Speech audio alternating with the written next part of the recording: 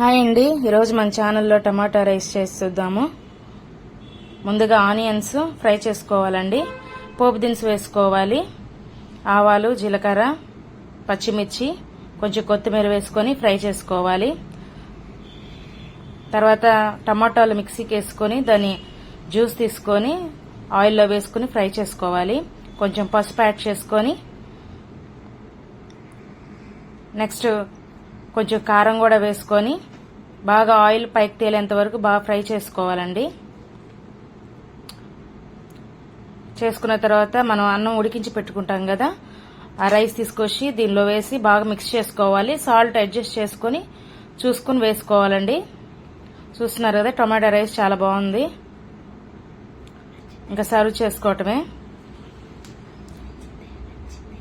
Like చేయండి, share చేయండి, subscribe కూడా చేయండి. Thank you.